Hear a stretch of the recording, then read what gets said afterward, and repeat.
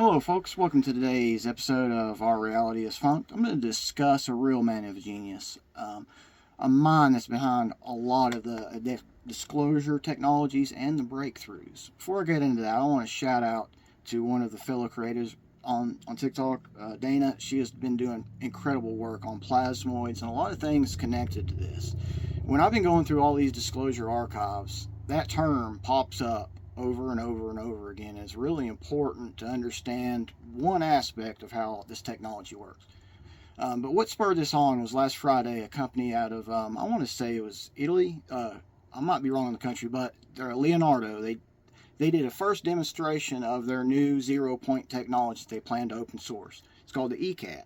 But you'll see in that demonstration there, they put one old technology versus this technology, and it outran it. It's incredible. I would highly recommend it. But since that day, it's starting to disappear from the internet. And as we know, throughout history, anything that's open source that could benefit us is gone. So I want to get into what this device does, and then you guys can expand on it. And I'll be glad to answer any questions you have too. Sparky's energy device mainly was three things. Number one, it was a healing device. Negative electricity, negative time. In theory, you could reset the template in your DNA with this energy source and therefore cleanse the body of all impurities that your ancestors had acquired over time. Additionally, you could kill current diseases in the body utilizing the right frequencies without disturbing other body cells. That's amazing. The next thing it would do is they said the VTA device could be the world's worst weapon. Sparky claimed that, like Nikola Tesla, you could cause artificial earthquakes. And as I understood from anybody out in the intelligence worlds, that 3 countries at that time had that tech. Number 3, the device was an energy source for the home or anything you can imagine.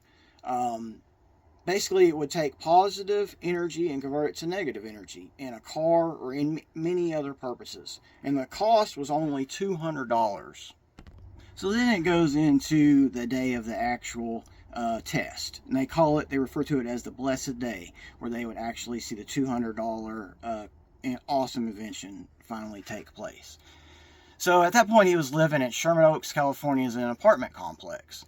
It goes on to say here that as soon as he turned on the machine, the room would emit a cool light, like a blue light, and it would start a hum.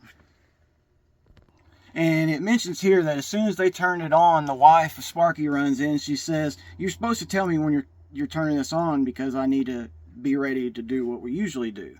And the guys are like, "What's that?" So as soon as it operates, it goes all the way up. It basically causes a localized earthquake in which Sparky has to run out and pretend that there's an actual earthquake going on.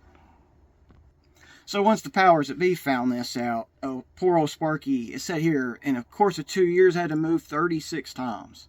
And of course, he met a tragic, terrible end. General Dynamics, supposedly, it's got his toys. And this is just another prime example of we have so many American heroes that we will never know about and geniuses. And this tech should be improving us in our world. There's no other... Love each other, respect each other, and we got to get this disclosure out here. Thank you, guys.